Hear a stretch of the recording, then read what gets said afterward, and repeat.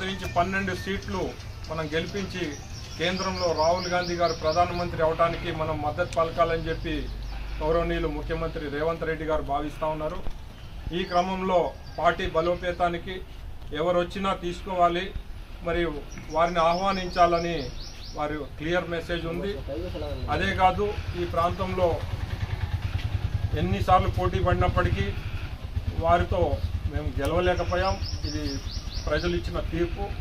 దాన్ని శిరసా వహిస్తూ ఎప్పటికప్పుడు ప్రజల పక్షాన మేము ముందుకు వస్తూ ఉన్నాం. ఈరోజు మరి ఆయన పార్టీలోకి రావడం మరి పార్టీ బలోపేతానికి చాలా దోహదపడుతుంది.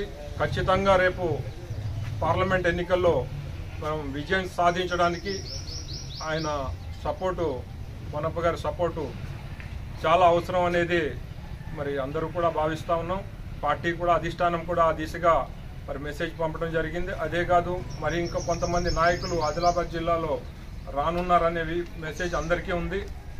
ఖచ్చితంగా ఈ సీట్ని మనం కైవసం చేసుకోవాలనే ఒక దిశతోనే మనం ప్రయాణం చేస్తున్నాం. అదే క్రమంలో మరి పెద్దలకి ఆహ్వానం పలకడానికి ఈరోజు రావడం జరిగింది. వారిని పార్టీలోకి వెల్కమ్ చెప్తూ వారి సూచనల మేరకు పార్టీ నడుస్తుంది. ఈ ప్రాంతంలో ఓడిపోయిన ఇన్ఛార్జ్ ఉన్నప్పటికీ వారి అనుభవం ముందు మేమేమి లేవనే విషయం మీ అందరికీ కూడా తెలుసు. మరోసారి నేను ఏదేమైనా ఆయన సూచనల మేరకు పార్టీ నడుస్తుందని చెప్పి నేను ఈ సందర్భంగా మీ అందరికీ తెలియజేసుకుంటూ మరి సెలవు తీసుకుంటున్నాను. జై కాంగ్రెస్.